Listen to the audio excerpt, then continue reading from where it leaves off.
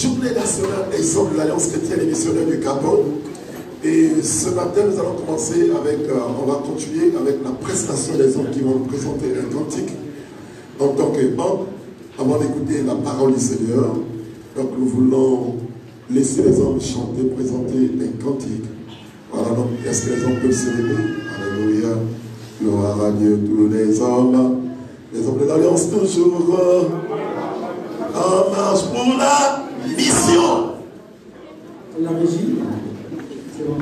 Est-ce qu'on peut afficher donc le chant de victoire? Ouais, le numéro, c'est bon? 176. C'est bon? On peut nous afficher le cantique, s'il vous plaît, Ilus? Vous n'avez pas ça là-bas? Chant de victoire 166.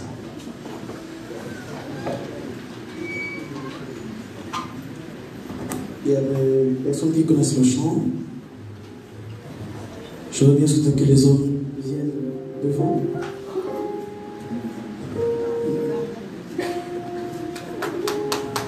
Est-ce que vous mangez les hommes?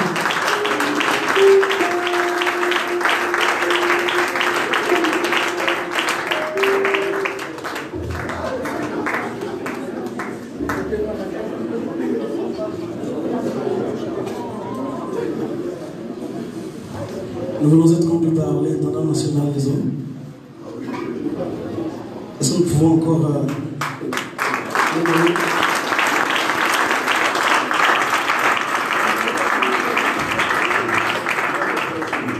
Qui fait bon à ton service? Qui fait bon à ton service? Qui fait bon à ton service? Jésus mon sauveur, il est tout le sacrifice que t'offre mon cœur. Oh Jésus, prends ma vie, elle est toute à toi. Et dans ta grâce infinie, tu m'as gardé moi. Oh Jésus,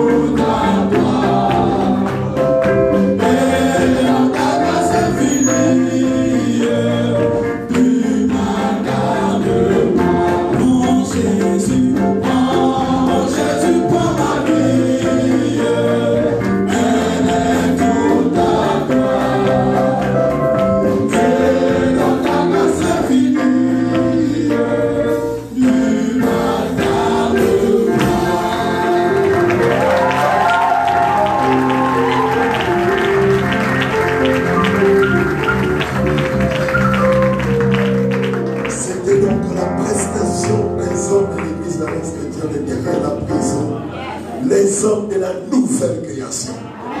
Je ne savais pas qu'ils avaient des voix aussi vraiment. Oh.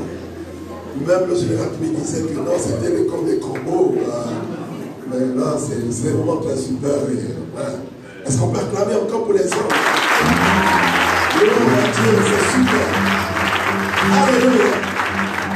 Nous avons donc le privilège pour cette journée nationale de recevoir au sein de notre église locale l'intendant national, donc le mouvement des hommes, l'intendant national adjoint. Et c'est pour nous un privilège de recevoir donc, le pasteur Auguste Papangou.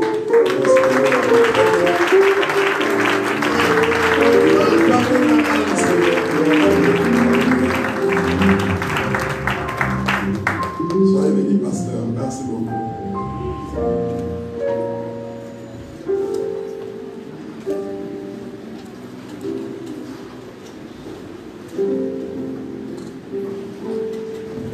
Shalom à tous.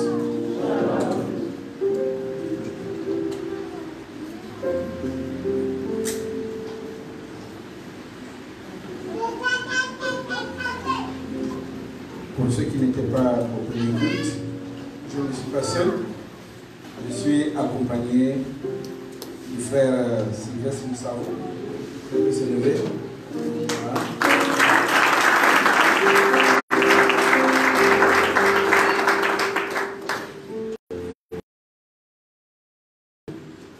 À la puissante église de Bac-Aviation à Port-Gentil. C'est énorme. Ok, nous allons prendre immédiatement nos Bibles.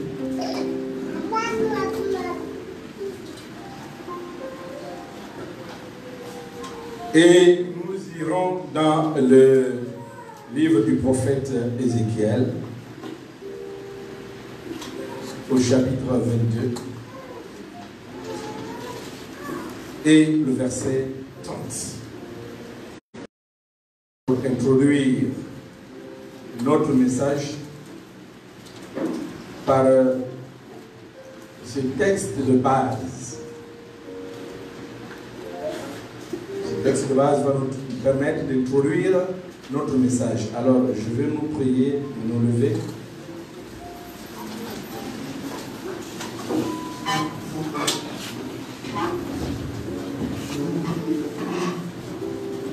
Et je vais lire la parole de Dieu. Ézéchiel, chapitre 22, le verset 30. C'est Dieu qui parle. Je cherche parmi eux un homme qui élève un mur, qui se tienne à la brèche devant moi en faveur du pays, afin que je ne le détruise pas. Mais je n'en trouve point. Je reprends. Je cherche parmi eux un homme qui élève un mur, qui se tienne à la brèche devant moi en faveur du pays, afin que je ne le détruise pas. Mais je n'en trouve point. Seigneur, ta parole est la vérité. Une lumière sur notre sentier, une lampe qui éclaire nos pas. C'est elle qui nous conduit. Et nous voulons tout simplement nous accrocher à elle. Parce que c'est notre nourriture. C'est elle qui nous fait du bien. C'est elle qui nous donne la vie. Tu dis que tu es venu pour donner la vie et la vie en abondance. Merci Seigneur de nous remplir d'abondantes bénédictions ce matin par ta parole et que cette parole, Seigneur, fasse de nous de nouvelles personnes afin que, Seigneur, elle nous amène à une véritable repentance et de marcher en nouveauté de vie avec toi. Que la gloire te revienne à toi seul. Au nom de Jésus. Amen. Amen. Alors, le thème de notre message se trouve dans ce texte, Ézéchiel, le chapitre 22, verset 30. Le thème est tout simplement « Dieu cherche un homme qui se tienne à la brèche ». Dieu cherche un homme qui se tienne à la brèche.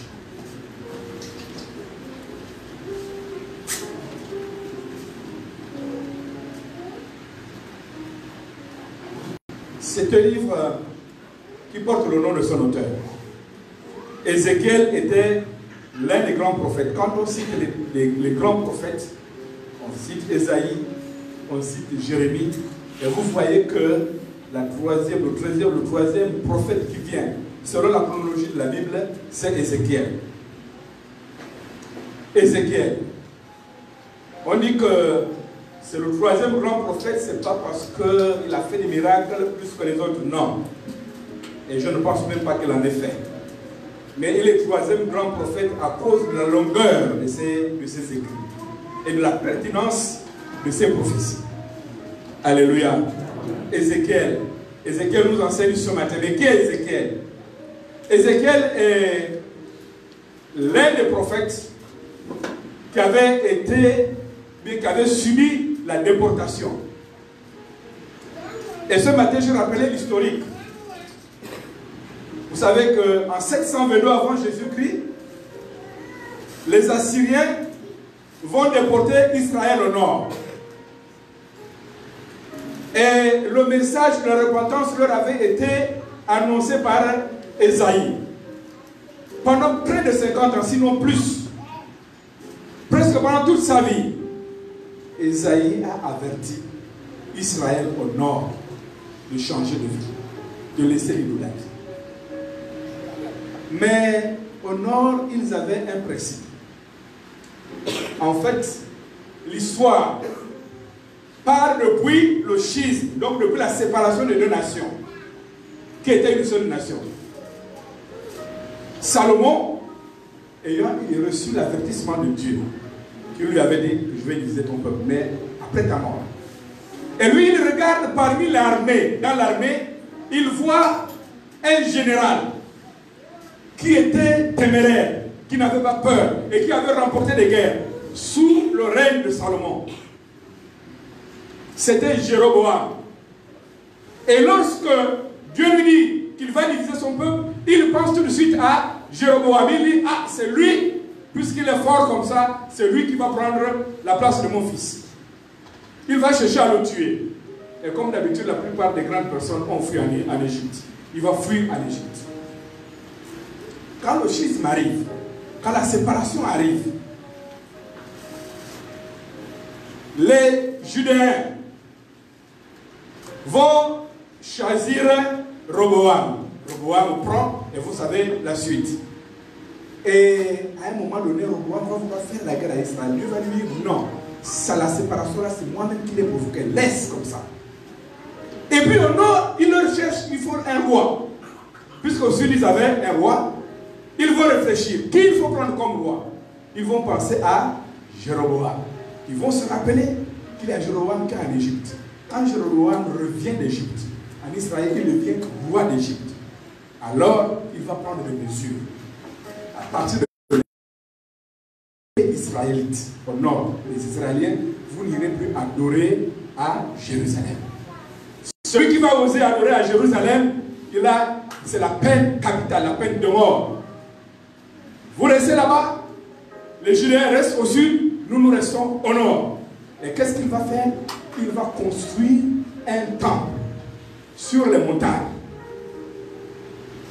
Et il introduit les idoles. Tout Israélite avait interdiction d'aller adorer au sud, mais vous avez déjà votre temple sur les montagnes. Voilà pourquoi, lorsque Jésus arrive, souvenez-vous de cette discussion avec la Samaritaine. Elle va lui dire, mais nous on adore sur les montagnes. En fait, parce qu'il y avait un temple érigé par Jéroboam. Nous on adore sur les montagnes, mais vous vous dites que là où il y a le vrai Dieu, c'est à Jérusalem. Mais c'est pendant le règne. Quand Jéroboam arrive, c'est pendant le règne d'Ésaïe. Ésaïe va avertir pour dire, ce que vous avez fait est abominable. Si vous continuez, il y aura une nation qui viendra vous chercher pour vous déporter. Pendant 50 ans, il a averti. Ils n'ont pas compris. C'est comme ça que les Assyriens vont arriver. Ils vont les déporter. Quelques années plus tard, Jérémie vient. Il dit à ceux qui étaient au sud, vous avez vu les autres? Si vous continuez avec l'adoration des idoles, parce que les idoles également les Judéens qui étaient en bas avaient également adopté le culte des idoles. Si vous faites la même chose, Dieu va également déporter. À un moment donné, il dit, Dieu a même déjà touché le bouton de la destruction. Le temple sera détruit, Jérusalem sera détruite. Parce que vous ne vous êtes pas soumis à l'adoration du véritable Dieu. Laissez-vous faire, c'est déjà fini. Et évidemment, ils vont être déportés. Et quand ils vont être déportés, ils vont être déportés par les Babyloniens. Il y a eu des guerres. Vous savez que les Babyloniens vont régner pendant un temps. Après, ils vont être renversés par l'empire médo-perse. Hein? La grande loi des Mèdes et des Perses. Ce sont les Perses qui vont régner. Ils vont renverser les Babyloniens. Après les Perses, les Grecs vont venir prendre également le règne. Ils vont régner. Et après les Grecs, c'est maintenant qui? Les Romains. Les Romains sont arrivés. Et quand les Romains arrivent, c'est à l'époque même de Jésus. Jésus va vivre cette époque-là. Et donc, parmi les déportés, la première déportation, Ézéchiel fait partie des déportés. C'était un jeune homme brave. Il avait à peine 25 ans quand il est déporté. Et dans cette déportation, il y avait les Daniel, il y avait les Jérémie, il y avait... Non, Jérémie, lui, à l'époque, il avait d'abord fui en Égypte. Et quand il rentre, quand il voit la destruction, il trouve cette destruction. Et c'est là où il écrit le livre qu'on appelle les Lamentations de Jérémie. Il pleure sur Jérusalem quand il a vu la destruction. Donc Daniel, Jérémie, comment on les appelle? Daniel, Jérémie, Ézéchiel, c'était des contemporains. En fait, ils ont vécu à la même époque. Et quand on fait les recherches, on se rend compte que Daniel était légèrement plus âgé que les deux, Jérémie et Ézéchiel, de 2 ans. Je crois que Jérémie et Ézéchiel devaient avoir le même âge, 25 ans. Donc c'est pendant la déportation, à 30 ans, Jérémie va recevoir un appel. Dieu va l'appeler à le servir au ministère du prophète. Et lorsqu'il arrive, Jérémie va d'abord faire un constat, un état des lieux. Pourquoi sommes-nous arrivés là? Qu'est-ce qui s'est réellement passé? Il va revoir la vie des Judéens. Et il va se rendre compte, il va dresser un tableau, vraiment un tableau sombre. Il va classer les péchés en 2 catégories. Les péchés des simples personnes, des simples fidèles, et les péchés des dirigeants. Et il voit la source de leur problème. La source de leur problème, c'est l'idolâtrie. Dieu dit, vous m'avez abandonné, vous m'avez rejeté pour vous tourner vers les idoles. C'est pour cela que je vous traite de coupable. Vous savez, c'est un jugement. Quand vous êtes au tribunal, on dit coupable ou non coupable. Si on vous dit coupable, maintenant les juges regardent la sentence qu'il faut adresser à cette culpabilité. Mais la sentence adressée à cette culpabilité-là, à l'époque, Dieu avait dit qu'il va détruire Jérusalem et il va détruire le temple. Et je disais ce matin que les Juifs, chose fondamentale dans leur vie. 2. Le temple. Si vous souillez le temple, si vous n'êtes pas circoncis, si vous êtes un étranger, vous n'avez pas le droit de rentrer dans le temple de Jérusalem. C'était un endroit sacré. D'abord, il y avait plusieurs parties.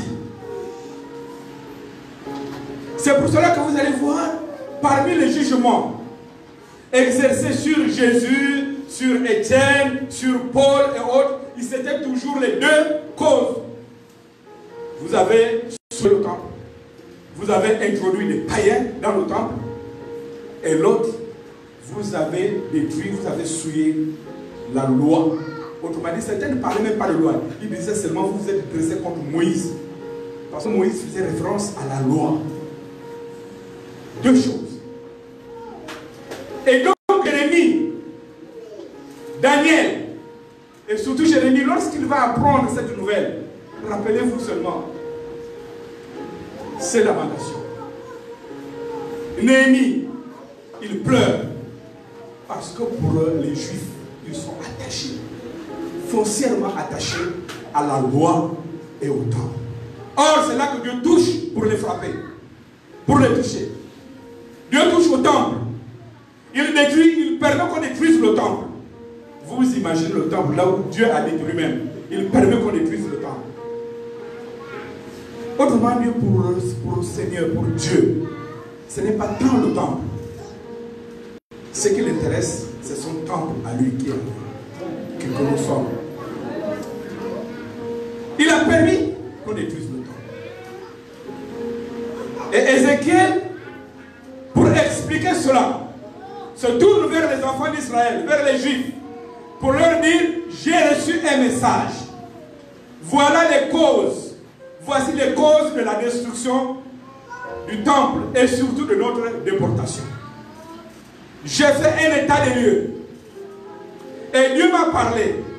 Et Dieu va nous parler par un songe. Et c'est de ce songe que nous allons lire dans le livre, toujours dans Ézéchiel. Ézéchiel 4. Nous allons lire rapidement Ézéchiel 4. Non, Ézéchiel chapitre 1. Tant pour moi. Ézéchiel chapitre 1. Je vais lire à partir du verset 4 à 11. Je lis. Je regardais, et voici, il vint de septentrion un vent impétueux, une grosse nuée et une gerbe de feu qui répandait de tous côtés une lumière éclatante au centre de laquelle brillait comme de l'airain poli sortant du milieu du feu. Au centre encore apparaissaient 4 animaux dont l'aspect avait une ressemblance humaine. Chacun d'eux avait 4 faces et chacun avait 4 ailes. Leurs pieds étaient 3 et la plante du pied d'un veau. Ils étincelaient comme de l'airain poli. Ils avaient des mains d'homme sous les ailes à leurs 4 côtés. Et tous les 4 avaient leurs faces et leurs ailes. Leurs ailes étaient jointes l'une à l'autre. Ils ne se retournaient point en marchant, mais chacun marchait droit devant soi. Quant à la figure de leur face, ils avaient tous une face d'homme. Tous 4 une face de lion à droite. Tous 4 une face de bœuf à gauche. Et tous 4 une face d'aigle. Leurs faces et leurs ailes étaient séparées par le haut. 2 des ailes étaient pointues l'une à l'autre et 2 couvraient leur corps. Chacun marchait droit devant soi. Ils allaient où l'esprit les poussait à aller et ils ne se retournaient point dans leur marche. Là où l'esprit leur demandait de marcher. Alléluia. Nous allons tirer 3 leçons.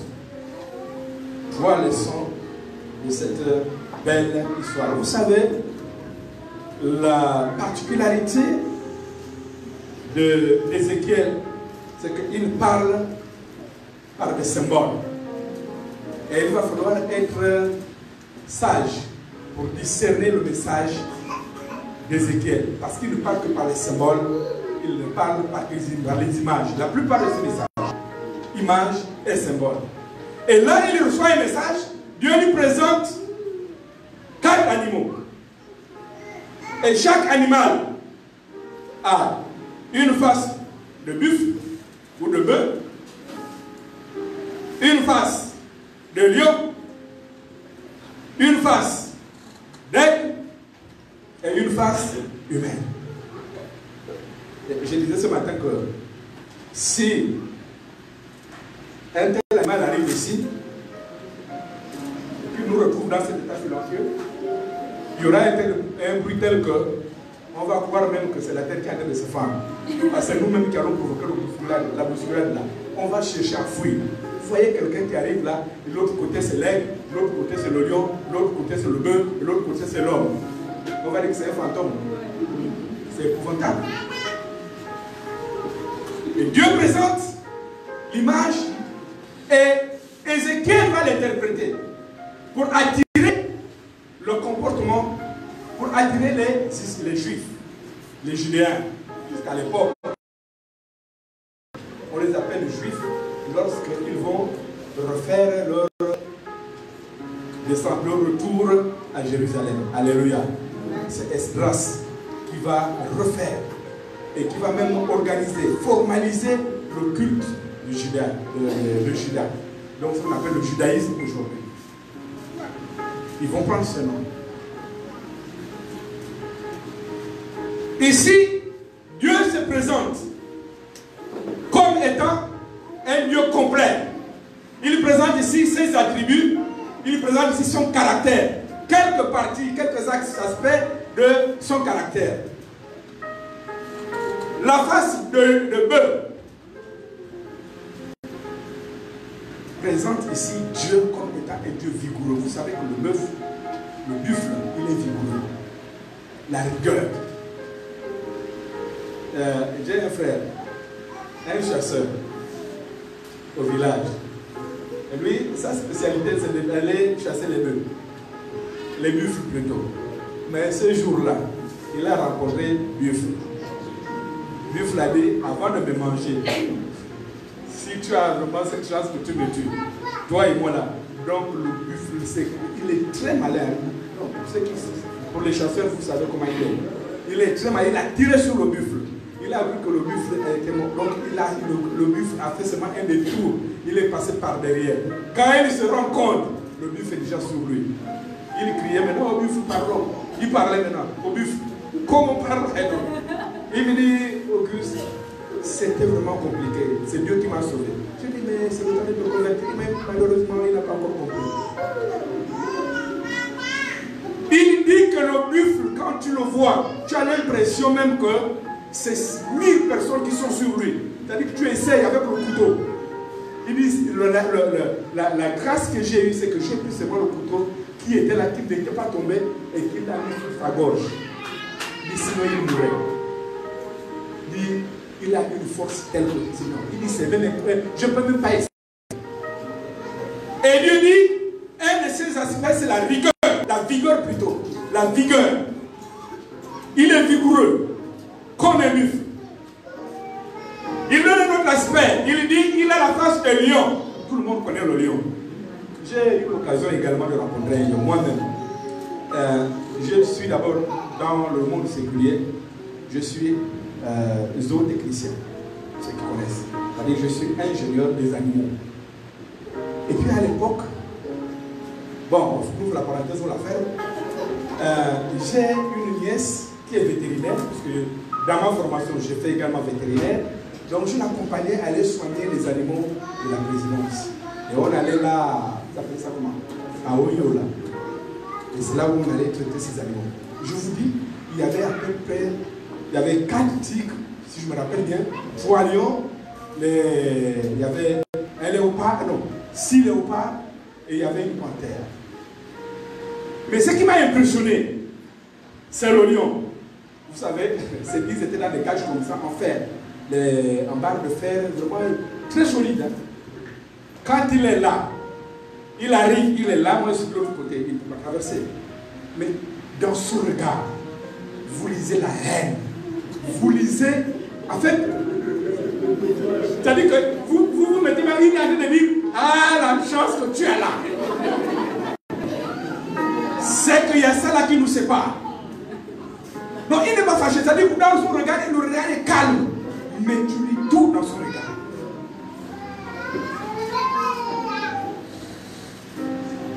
Et Dieu montre une de ses qualités. La Bible dit qu'elle est fille de Dieu, de lion de la tribu de Juda. L'autre face, c'était l'aigle. La particularité de l'aigle, c'est qu'il va très loin. Il va très loin et il est capable de voir un objectif d'un petit diamètre comme ça à plus de 50 km. Et quand il descend, il ne rate jamais sa cible. Ézéchiel reçoit ce message en disant, voilà aussi l'une des particularités de Dieu. Et ils sont 4, c'est-à-dire devant, une tête, derrière, une tête, à droite, une tête, à gauche, une tête. Cela symbolise les 4 coins cardinaux de la terre. Dieu donc est partout. C'est pour montrer qu'il est partout. Rien ne l'échappe. Et Ézéchiel reçoit ce message. Et il termine en disant, en interpellant le peuple à se convertir, à changer et adorer le vrai Dieu. Alléluia.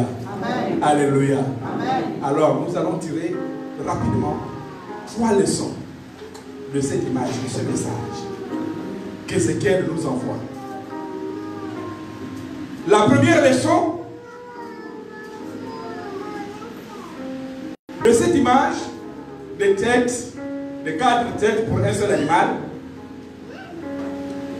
la première leçon est que Dieu cherche des hommes qui soient d'abord en communion avec lui et avec les autres membres de l'Église. La communion. Moi, je fais toujours une différence entre la relation et la communion. Il y a une différence.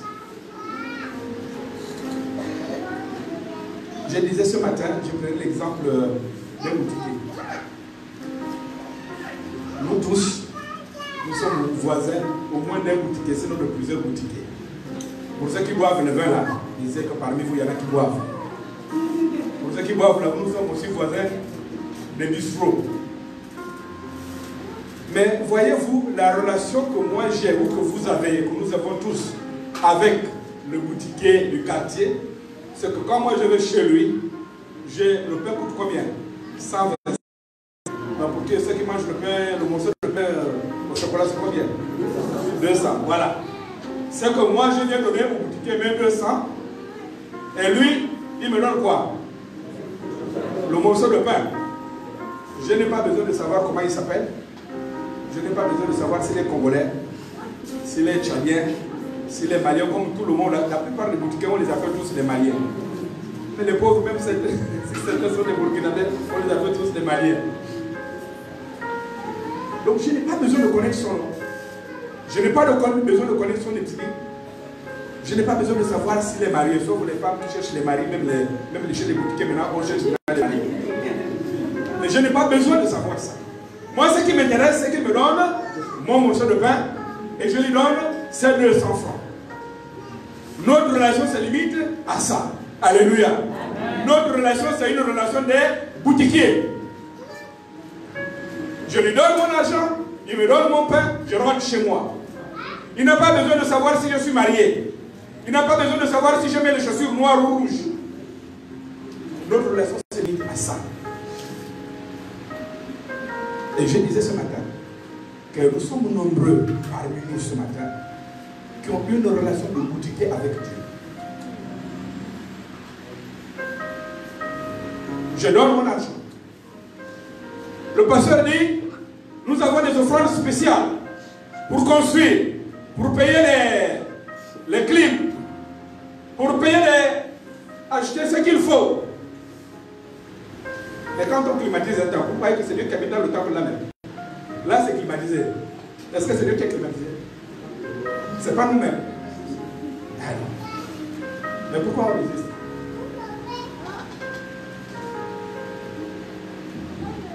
Et on dit à Dieu, de toute façon, on m'a demandé d'amener mon offrande, j'ai déposé mon offrande. Le jour où je suis malade, Seigneur, tu me guéris, tu vois bien que je te donne mon offrande.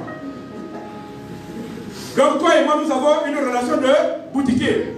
Tu me guéris, moi je te donne mon offrande. Tu me donnes, tu ne me guéris pas, je ne te donne plus rien. Il y a des gens qui sont fâchés comme ça contre Dieu. Parce qu'ils ne reçoivent pas ce que Dieu devrait leur donner. Une relation de boutiquier. Et on dit, nous sommes des spirituels. Et c'est nous qui sortons même le plus dans l'église. Et souvent même, quand on avait un des responsables comme ça, je ne dis pas l'église parce que c'est filmé. Il n'avait jamais donné sa ligne. Mais quand on se trouve au conseil, celui même qui parle beaucoup, celui qui contrarie tout, il n'est d'accord sur rien du tout. Oh non, mais pasteur, tu vois, il y a trop de pauvres dans l'église. Pensons d'abord à ça. Commençons d'abord. Mais non, mais l'église nationale demande trop. Il ne donne rien. Il ne donne rien. Pourquoi? Parce qu'il avait amélioré sa relation, se limitait tout simplement à la relation de boutiquier. Quelle est ta relation avec Dieu? Mais Dieu ne cherche pas une relation. Dieu cherche l'intimité. Dieu cherche une communion. Lorsqu'on parle de communion, le mot clé, c'est d'abord commun, communauté.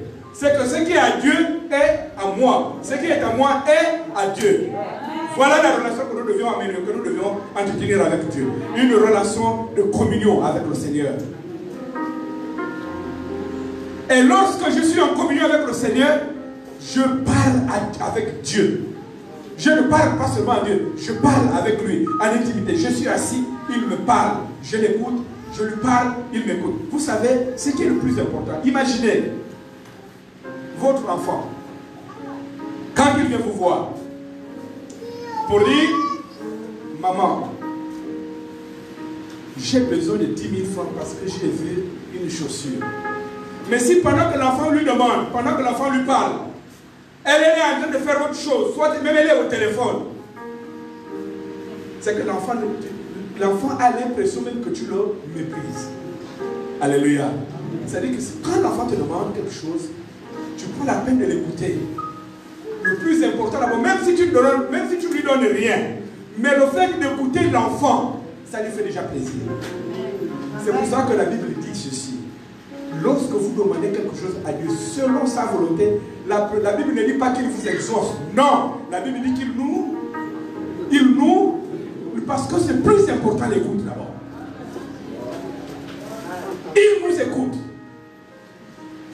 Et lorsqu'il t'écoute, quand tu es sûr que Dieu t'a écouté, tu es en confiance parce qu'il t'a écouté. Mais pour qu'il t'écoute, il faut entretenir avec lui une communion, pas une relation de boutiquier. La communion. C'est lorsqu'on est en communion avec Dieu qu'on le connaît mieux. Et plus tu connais Dieu, plus tu l'adores mieux. Tu ne peux pas adorer celui que tu ne connais pas. Sinon tu vas faire une adoration de boutiquier. L'adoration est fonction de la personne que je connais. Si tu ne connais pas, tu ne peux pas mieux l'adorer. Regardez cette histoire. Jésus se trouve avec les disciples. Et puis, il leur dit, bon, j'entends tellement de choses sur moi. Dites-moi un peu, qu'est-ce que les gens disent que je suis? Et puis, ça, ils n'ont pas hésité. Tous. Ils ont dit non. Les gens disent que tu es un prophète qui est revenu. Certains disent même que tu es Élie. Parce qu'Élie faisait des miracles. Et comme tu fais des miracles aussi, c'est pour ça qu'on dit que tu es Élie. Certains disent même que tu es Jean-Baptiste qui venait à peine de mourir, dont le cou avait été décapité. Certains disent que, ils ont vite parlé. Maintenant, il leur dit, ok, d'accord. Mais vous êtes 12. Vous êtes avec moi. Vous mangez avec moi. Vous dormez avec moi. Vous faites tout avec moi. Vous qui me connaissez, vous qui prétendez me connaître, dites-moi qui je suis. Et ce matin, j'étais en train de dire, c'est sûr qu'il y a eu un silence. C'est sûr qu'ils étaient en train de réfléchir. Et comme Pierre était un peu le plus courageux, s'était mal retourné vers Pierre pour dire, réponds toi-même. C'est toi le chef. Et la Bible dit, que Pierre a répondu. Il a dit quoi? J'ai le Christ, le Fils de Dieu vivant. Alléluia. Pourquoi? Parce que c'était une communion. Il fallait connaître qui est Jésus pour qu'il le dise. Et c'est pour ça que Jésus va dire, ce n'est pas toi, en tant qu'homme, qui a parlé. C'est pas mon Père qui est dans les cieux qui te l'a révélé. Pour avoir une révélation, il faut être en communion avec Dieu. La révélation vient du fait que je suis en communion. Si tu n'es pas en communion, tu n'as aucune révélation. Tout ce que tu viens de dire sont des fausses prophéties. La relation. N'entretien pas une relation de boutiquier avec Dieu. Entretiens la communion avec Dieu. Amen. Vous savez, les relations entre frères dans l'église reflètent la communion que j'ai avec le Seigneur. Si avec le Seigneur, je ne suis pas en relation, sache que ma relation avec les frères serait une relation de boutiquier. Il n'y a pas de boutiquier dans l'église. Il n'y a que les enfants de Dieu. Alléluia. Alléluia. Quel est ton niveau de relation, de communion, j'allais dire, avec le Seigneur et avec les autres? Et Dieu dit, pour que tu te tiennes à la brèche devant moi, tu dois être quelqu'un qui soit en communion avec moi et en communion avec les autres. Dieu cherche cet homme. Est-ce que tu es capable d'être cet homme ce matin qui est en communion avec Dieu et dont la communion reflète ta vie, témoigne de ta communion avec le Seigneur et également avec les autres?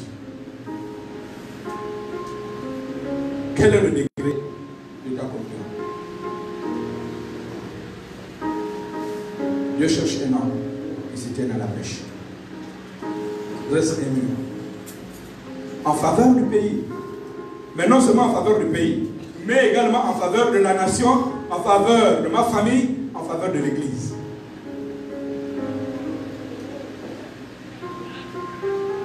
Deuxième leçon. Deuxième leçon. Dieu cherche des hommes qui valorisent le travail et le goût de l'effort et qui ensuite peuvent se tenir à la brèche. Dieu cherche des hommes qui valorisent le travail, qui affectionnent le goût de l'effort et qui peuvent maintenant se mettre à la brèche. Se tenir à la brèche. Vous savez, il y a ceci de particulier. Lorsqu'on parle de se tenir à la brèche, c'est que tu es au premier rang. C'est toi qui portes le fardeau. C'est un peu comme les soldats en guerre. Il y a toujours les premières patrouilles. Quand on voit la première vague, généralement on vous envoie au front. Si ça casse là-bas, c'est vous êtes à peu près des fusibles. C'est à partir de vous qu'on jauge la force même de l'autre. Mais il faut des courageux pour partir. Le plus souvent, on envoie les courageux. Qui va partir? C'est quand il n'y a personne, je crois que papa est là pour mieux nous expliquer ça. C'est quand il n'y a personne qu'on peut dire, bon, maintenant comme il n'y a pas de volontaires, on nomme. Mais généralement, on cherche des téméraires, on cherche des personnes qui soient capables, qui n'ont pas peur. Et c'est ces gens-là qui vont à la brèche. Mais pour aller à la brèche, il faut porter le fardeau. Et le fardeau, c'est avoir également le goût du travail.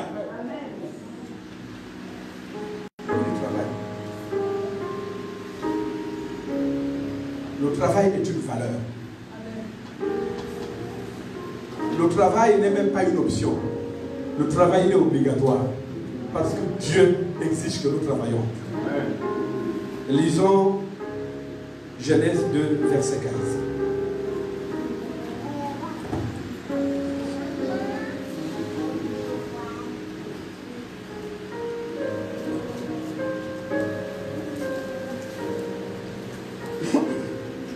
Genèse 2, verset 15. Je vais lire.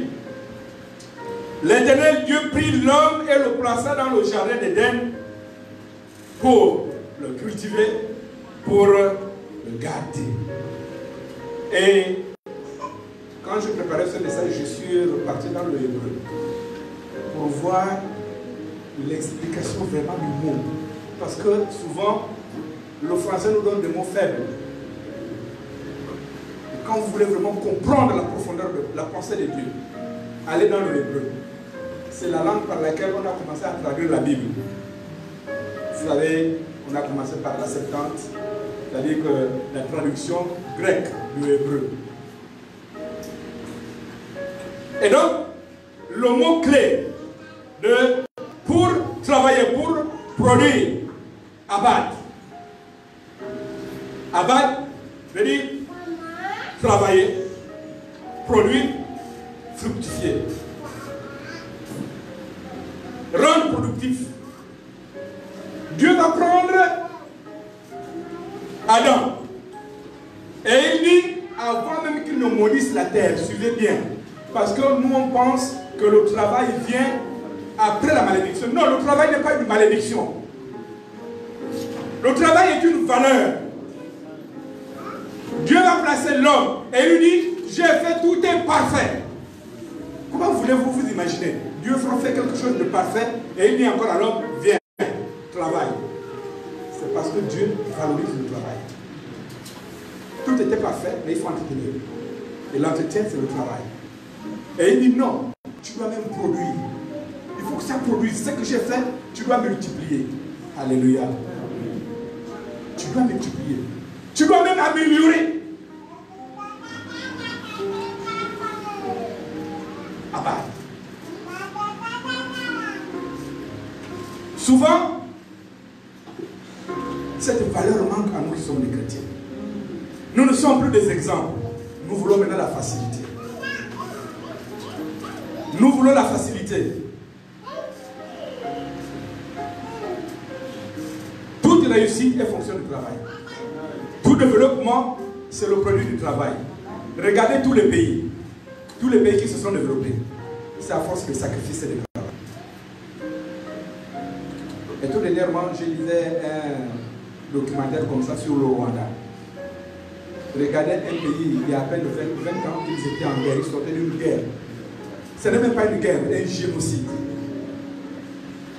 Et quand j'ai vu ce documentaire, j'étais vraiment complètement bouleversé. Positivement, bien sûr. Et celui qui faisait le reportage disait, c'est la force du travail. C'est le courage. Le travail exige le courage. Je sais qu'il y a des gens qui chôment. Je sais qu'il y a des gens qui ont des diplômes. Ce n'est pas de ça que je parle. Et même là, on peut toujours se débrouiller. On a perdu la valeur du travail. On a cherché la facilité. Et la facilité est même rentrée dans l'église. Et on s'étonne qu'il y a des crimes rituels. Mais c'est parce qu'il y a la facilité. C'est le développement de la facilité. Si je vais être ministre aujourd'hui, bon, on me demande quelque chose, je prends mon couteau, je gorge 10 personnes et puis c'est tout. Ça, c'est la facilité. On me demande d'enlever les enfants, ben, j'enlève les enfants. C'est ça qu'on me demande. On ne me demande pas de faire des efforts. On ne me demande pas la compétence. On me demande quoi? Les sacrifices. Et on se demande que le pays est en sens dessus. Le pays est complètement renversé.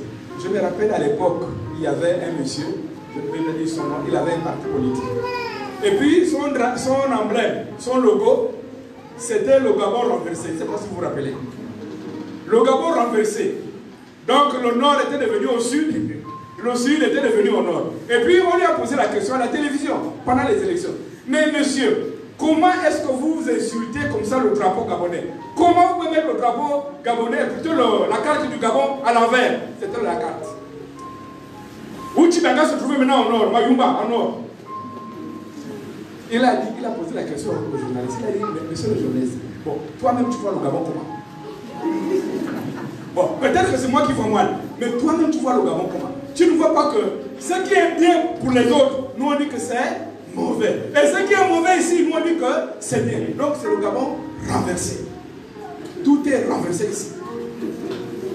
Parce qu'on ne met plus la valeur, le travail en valeur. Ce que nous mettons, ce sont des choses bizarres. Et Dieu dit, je cherche quelqu'un qui se tient dans la brèche. Mais pour se tenir dans la brèche, il faut d'abord être en communion avec moi. Et puis il faut aimer le travail. Il faut que tu produises. Pas la facilité. Parce que même à l'église, c'est rentré. Amen.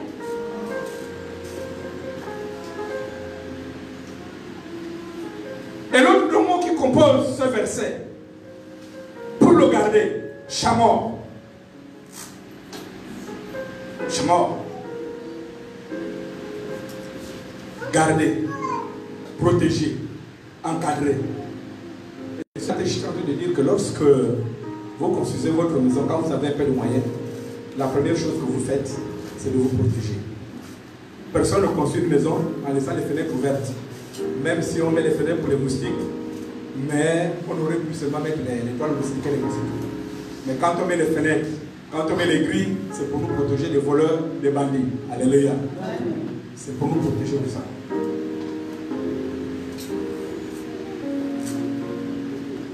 Et Dieu dit, il a laissé un jardin. Il a demandé à l'homme de l'améliorer, de le cultiver, de travailler, mais également de protéger. Également de protéger.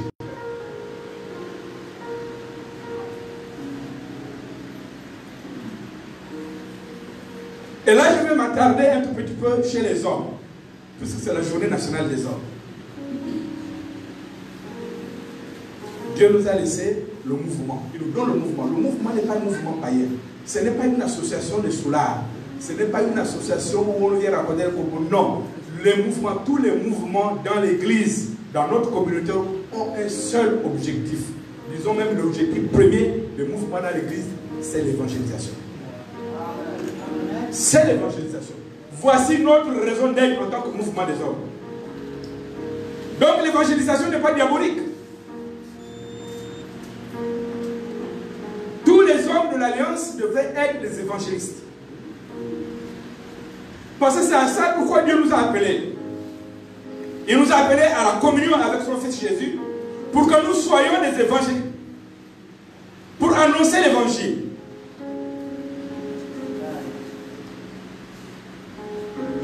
Dieu est bon. C'est pour cela que lorsque nous le recevons, qu'il nous donne la foi par sa parole.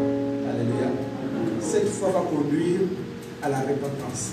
La repentance conduit à la conversion. Si tu es vraiment converti, tu dois évangéliser. Tu dois annoncer l'évangile. Pour que ceux qui ne le connaissent pas deviennent comme toi.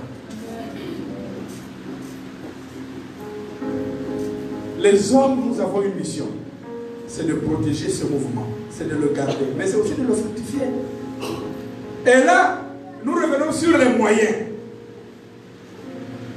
Tout se fait sur la base des moyens.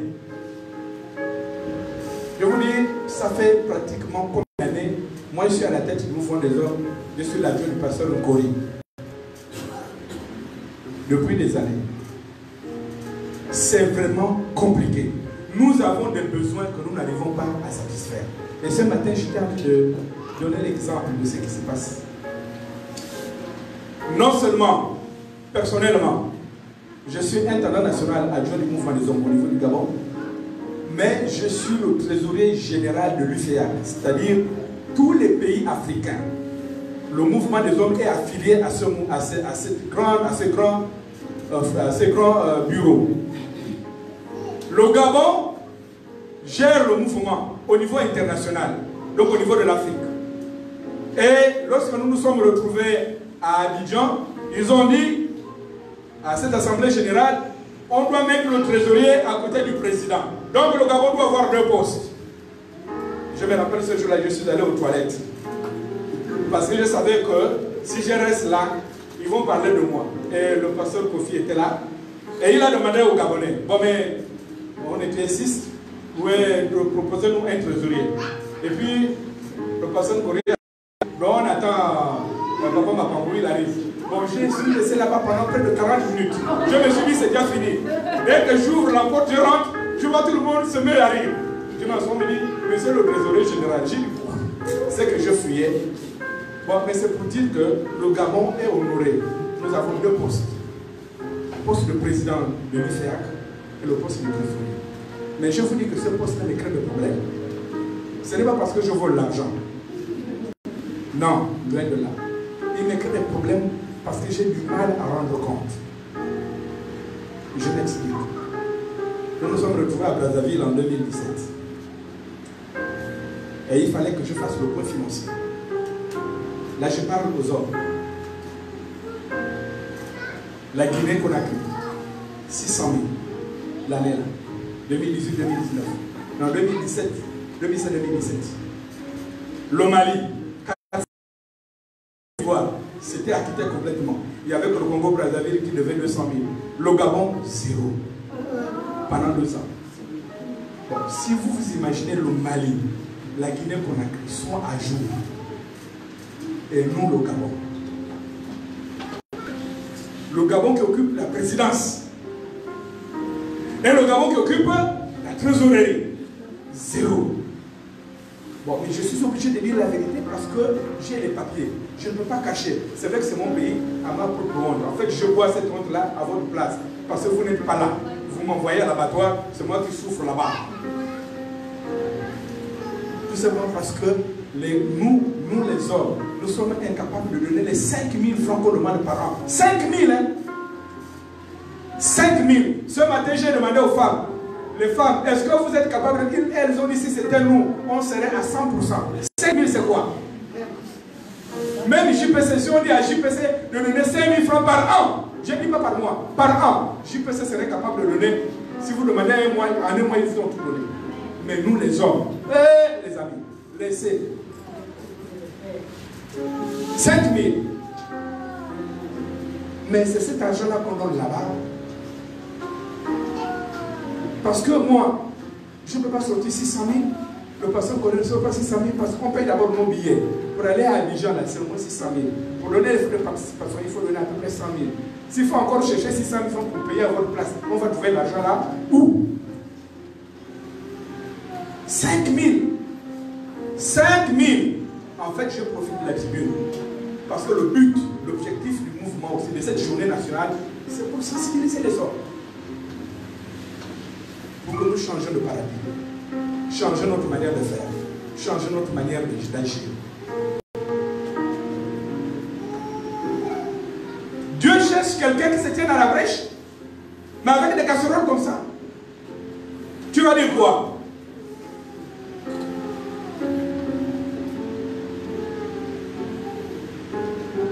C'est important. L'argent, c'est important pour développer le mouvement, pour développer l'église. Dieu cherche un homme qui se tienne à la brèche, qui élève ME en faveur de la nation. Mais pour le faire, nous devons être en contact avec le Seigneur, en communion avec le Seigneur, mais aussi avec les autres. Nous devions valoriser le travail et valoriser la protection. Protéger ce que Dieu met sur nos mains. Alléluia. Alléluia. Amen. Enfin, troisième leçon. Dieu cherche des hommes qui marchent dans l'intégrité et la justice. Dieu cherche des hommes qui marchent dans l'intégrité et la justice. Verset 7. Je vais lire. Leurs pieds étaient droits et la plante de leurs pieds était comme celle du pied d'un veau. Ils étincelaient comme de l'airain poli.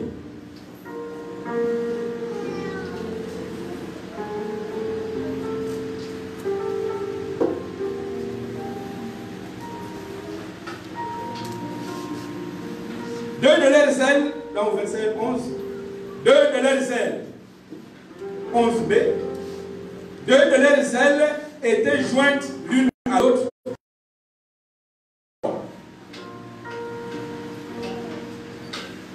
Il avait des pieds droits. Ici, lorsque la Bible parle de la droiture, il parle de la justice. Il parle de l'intégrité.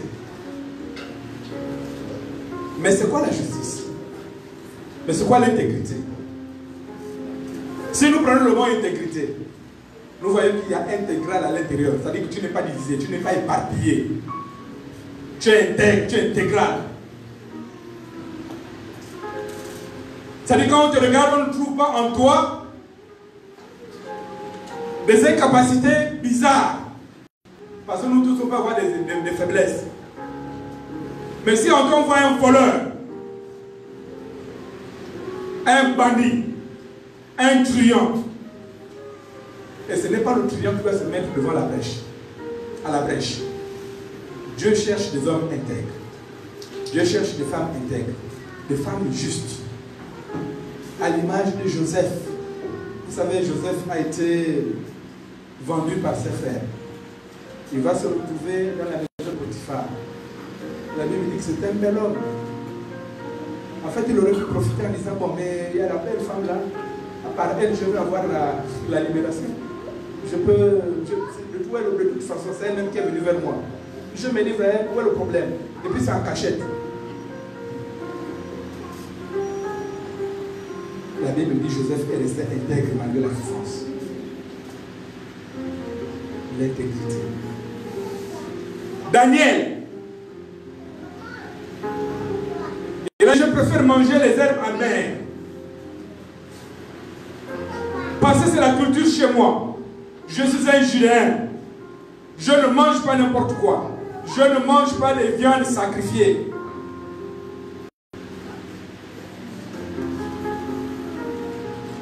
C'est parce qu'on cherche la vie facile qu'on se laisse aller dans ces choses. Et je disais ce matin, pendant au moins 1 mois, 2 mois, le Gabon a été sali par un sujet, le vol, le détournement. Et quand on parle de détournement, on ne parle pas de 50 000, on ne parle pas de 50 millions. Et je disais ce matin que j'ai comme l'impression que l'unité monétaire au Gabon, c'est le milliard. C'est-à-dire que c'est avec 1 milliard qu'on commence même par compter l'argent. Parce que sinon, ce n'est pas facile que quelqu'un aille détourner à lui seul 10, 15, 20, 30, 40, jusqu'à 150 milliards. Une seule personne. Je ne sais pas comment. Mais c'est quand même compliqué. Et quand tu prends ça, tu sais que les écoles sont complètement par terre. L'université ne fonctionne pas. Et tu sais que c'est cet argent qui fait ça. Où est le Gabon? Où est-ce que nous sommes? L'égoïsme nous a gagnés. On a tout détruit. Et on est content de tout détruire parce qu'on veut être le mieux placé. Et souvent, nous sommes là derrière ces gens-là, en train de suivre les cuisses de poulet. On détruit tout sur devant nous. Quelle est ta position? L'intégrité. Il faut être intègre. Dieu veut que tu sois d'abord intègre avant de se tenir devant lui. À l'époque, même quand on nommait quelqu'un, dès que le communiqué passe au conseil des ministres, le matin, c'est tout le village qui est en vanité devant lui, devant sa maison. Tout le monde est en fête. Parce qu'ils savent que là, tout le village sera bien. Tout le monde va maintenant manger. Tout ce qui nous intéresse, c'est manger. Tout le monde est content.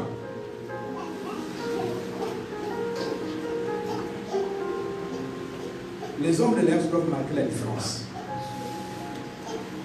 Nous avons des engagements qu'il faut réaliser. Vous savez, le Bureau national nous a assigné une mission. C'est d'être partenaire avec COSAC. COSAC est une institution de l'Alliance chrétienne. Je ne sais pas comment on définit ça. En fait, c'est une œuvre de l'Alliance chrétienne qui a un grand projet pour construire l'hôpital au PK27.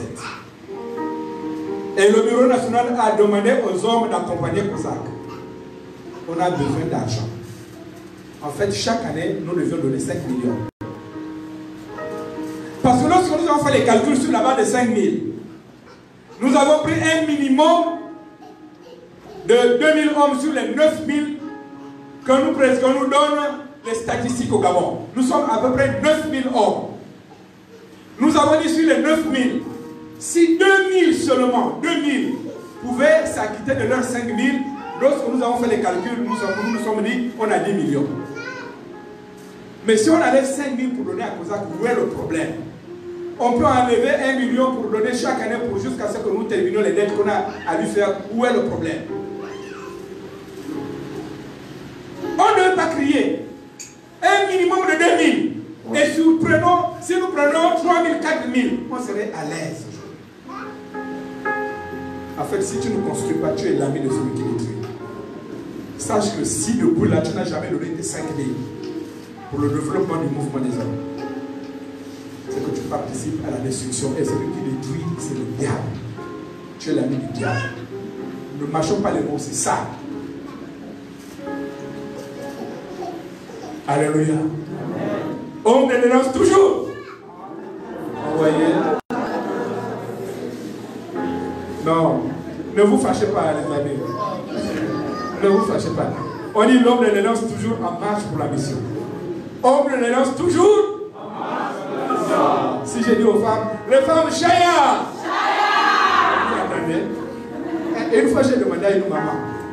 Je prenais les mamans de mes frères pasteurs là, au CFTV. On a dit, bon, j'ai fait une petite plantation, venez m'aider. Et puis, j'ai posé la question aux mamans. J'ai dit, mais les mamans, mais j'entends toujours les femmes chaya, chaya. Chaya, c'est quoi? Elle dit, ah, pasteur, chaya, c'est chaya. Vous comprenez que dans la maison de chaya là, elles avancent. Mais nous là, nous qui marchons pour la mission, on est là. Les autres chahistes, elles chahisent, elles ne savent même pas ce que ça veut dire. Alléluia. Pour rigoler un peu. Il faut garder le mouvement. Il faut protéger le mouvement. Dieu dit qu'il faut garder, il faut mettre l'enclos, il faut protéger. Mais pour protéger, il faut mettre les moyens. Et je racontais une histoire comme ça pour terminer au premier culte. L'histoire d'un monsieur, un chrétien. Je crois qu'il, parce qu'il n'y a que les anciens qui se comportent comme ça, nous les anciens. Il disait que, en tout cas, il connaît bien la Bible. Il sait que celui qui les a mis dans les situations comme ça, là, qui a mis l'humanité dans les situations là où nous sommes, c'est Adam. Adam là. Je serais au je ne sais, mais je n'aurais même pas eu besoin de prier. Parce que Dieu nous avait tout donné. Mais lui là, il est venu, il a commis le péché. Et aujourd'hui, c'est nous qui souffrons. S'il n'avait pas commis le péché là, est-ce qu'on devait souffrir?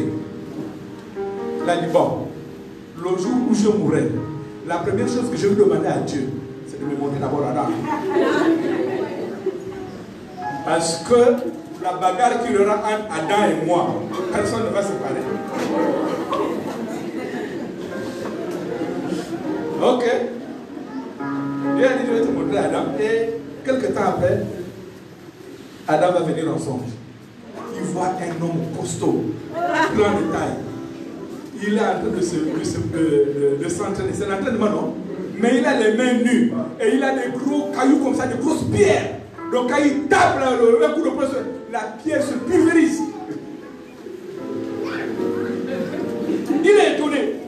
Et il est infatigable. Ah, il s'est approché dans le songe. Bonjour monsieur, bonjour. Ah mais, je vous vois là. Vous c'est qui? Il s'est retourné. Il a dit c'est moi Adam. Il a dit que le jour où tu mourras, toi et moi on va se bagarrer. Mais je suis en train de m'entraîner parce que je t'attends. Donc pendant qu'il est en train de dormir comme ça, il transpire. Il bouge au lit. La femme dit mais ça c'est quelle histoire? Elle va chercher l'eau parce qu'il a la fièvre maintenant.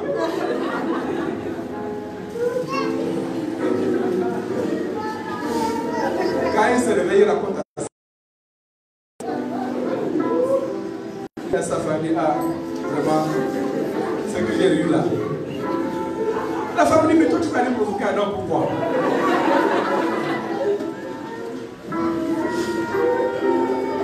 En fait, ça nous amuse un peu. Nous sommes un peu comme ce monsieur-là. D'accord? Mais Adam est en train de nous dire, d'accord, moi j'ai péché. Moi, j'ai péché. Mais toi, tu as un moyen pour ne pas pécher. Aujourd'hui, tu as la Bible. Tu peux faire même mieux que moi. Ne t'appuie pas sur mon péché. Tu as maintenant quelque chose pour t'améliorer. Tu as Jésus qui est en toi. Moi, je n'avais pas Jésus à cette époque. Alléluia. Tu as Jésus qui est là. Tu as la parole de Dieu. Fais mieux que moi. Tu as la possibilité de faire mieux qu'Adam. Alléluia. Protège le mouvement. Protège l'église. Prie pour l'église. Et Dieu cherche cet homme qui soit à la brèche. Mais pour être à la brèche, il faut être en communion avec le Seigneur. Pas une relation de boutique. Il faut affectionner le travail, l'affectionner le goût de l'effort, mais également être intègre, vivre dans l'intégrité. Être intègre. Être un exemple par ton témoignage en tant que chrétien, en tant qu'homme de l'Alliance. Quel est ton témoignage? Nous allons nous lever un instant.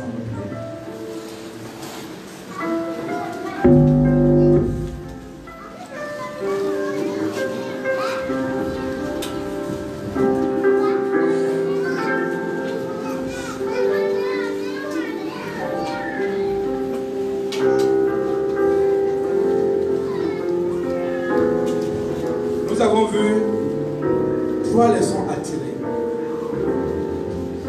3 leçons attirées de la vision d'Ézéchiel. Les ailes étaient soudées les unes les autres. Signe de la communion. Signe de cette grande relation avec le Seigneur. Mais soudées. Ces animaux étaient séparés. Chacun était entier avec 4 têtes. Mais cependant, ils avaient les ailes soudées. Signe de la relation entre frères, de la communion.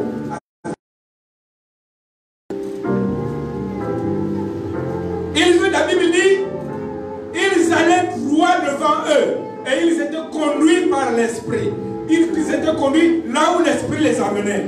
Il y a une différence entre avoir le Saint-Esprit et être conduit par le Saint-Esprit. Tu as reçu le Seigneur, tu as le Saint-Esprit. Mais es-tu conduit par le Saint-Esprit? Où est-ce que tu vas? Ces animaux n'allaient ni à gauche ni à droite, mais ils allaient pouvoir là où l'Esprit les conduisait. Enfin, l'intégrité. Dieu cherche des hommes intègres qui se tiennent à la brèche.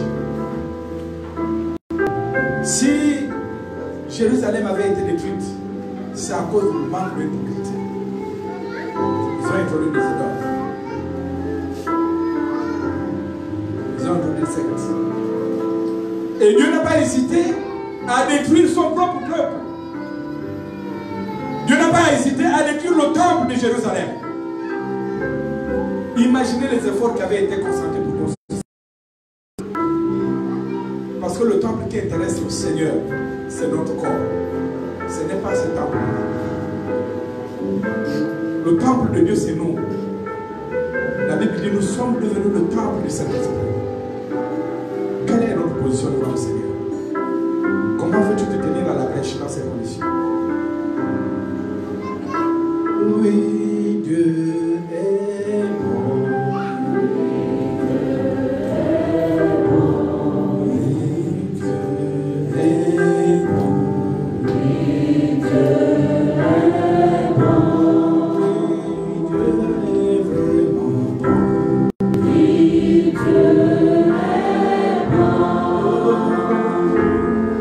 Il est bon.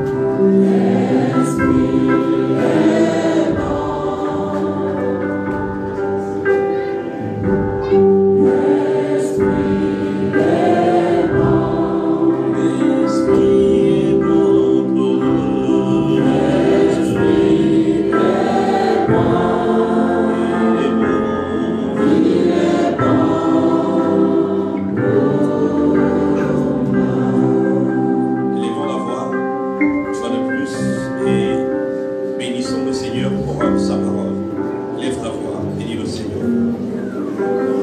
Nous te bénissons, notre Dieu, notre Père, pour ta parole. Elle est esprit et vie. Il a pour dessein de changer mon cœur, de me transformer, de manière à ce que je marche en nouveauté de vie. Gloire te soit rendue, notre Dieu, notre Père.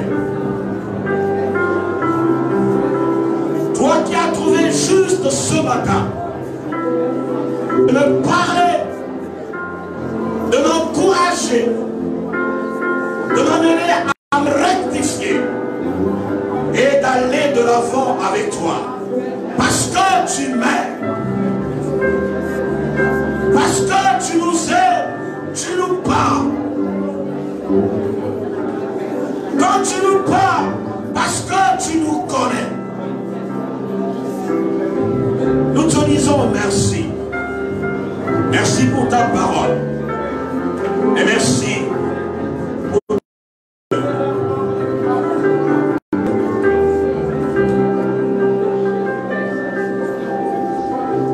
que tes vives eaux inondent mon âme, que ton Saint-Esprit vienne et prenne le contrôle. Chaque situation qui trouble mes pensées, mes soucis, mes fardeaux à tes pieds, je les pose. Tes vives eaux, que tes vives eaux inondent mon âme, que ton Saint-Esprit vienne et prenne le contrôle. Chaque situation qui trouble mes pensées, mes soucis, mes fardeaux, à tes pieds, je les pose. Que tes vives eaux inondent mon âme, que ton Saint-Esprit,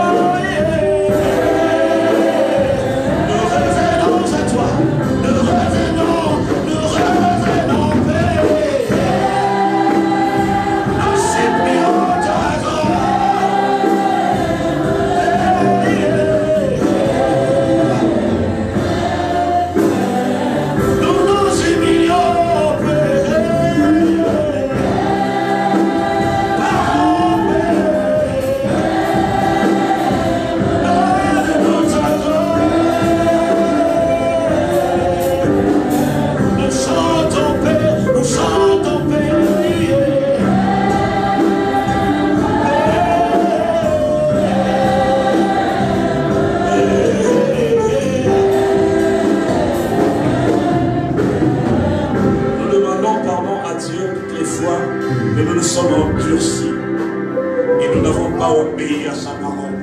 Élève ta voix, demande pardon pour ta part. Seigneur, nous venons ce matin supplier ta grâce. Je supplie ta grâce, je supplie ta grâce, je supplie ta grâce. Je supplie ta grâce, je supplie ta grâce, je supplie ta grâce, je supplie ta grâce, je supplie ta grâce. Je supplie ta grâce.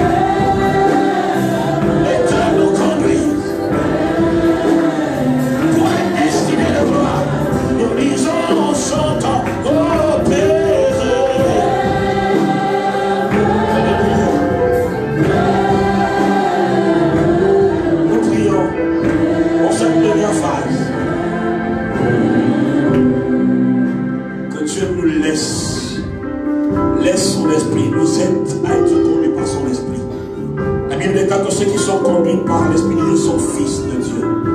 Que le Saint-Esprit conduise son Église. Lève ta voix. Cédons les trônes, cédons les trônes, cédons les trônes sur lesquels nous sommes assis. Nous cédons les trônes. Que l'Esprit de grâce conduise les hommes, conduise son Église dans la grâce qui est la sienne. Lève ta voix, ne t'étouffe pas. Lève ta voix, prie et demande à l'Esprit de grâce de te conduire dans la vérité, dans la sincérité et dans sa grâce. Conduis-moi, conduis-moi, conduis-moi, conduis-moi dans les véritables destinés de grâce, de gloire, de victoire, car tu déclares que je marcherai de gloire en gloire et de victoire en victoire à cause du nom de Jésus et à cause de l'Esprit de grâce que tu as laissé à l'Église, non pas pour vivre dans la terre, mais pour vivre dans la victoire et la gloire. C'est l'Esprit de victoire